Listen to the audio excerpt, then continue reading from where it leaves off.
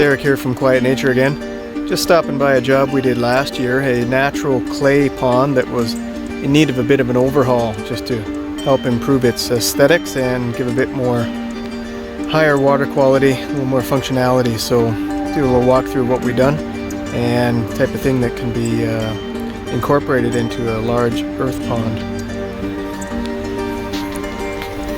So like I said, this was an existing pond, clay dug into the surroundings. The homeowners here use this obviously as a recreational area. A lot of these ponds, when they're dug, are dropped in with pretty steep sides like a big bathtub, and there's not much room for vegetation to grow in sort of along the edges and shelves. So we sort of redid the shoreline, redid the rock work, added some nice boulder clusters to give a bit more of a naturalized feel to what was here. You'll see a staircase added on the far side of the pond we'll go take a look at, just for easier entry in and out of the water at another side from the dock. The main elements we added to this pond are this skimmer forebay type area. So what we have is a vault system. The water gets pulled up to an external pump through this opening, so surface debris can get pulled into here and then scooped out with a typical pool type skimmer net. You get pulled up through that vault and that pipe up to this large variable speed external pump. I think it ranges from half horsepower up to 3 horsepower. It can move a whole lot of water. When we return the water, obviously, to the waterfall that you see going in the background, we also added a couple return points underneath these floating islands. See our valve here, we're returning in a couple spots to send some of that water to the roots of this floating island.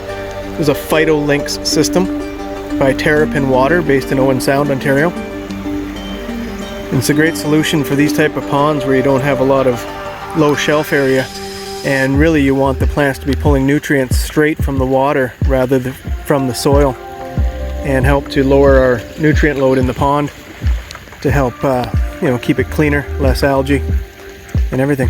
A really cool system. This was just planted up last year and it's already quite full. Another year or so and it will look spectacular.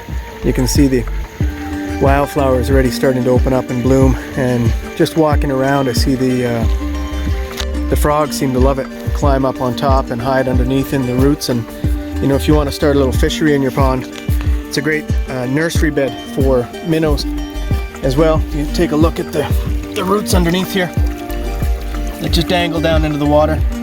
It's a great spot for little fish and tadpoles to hide out, safe from predators.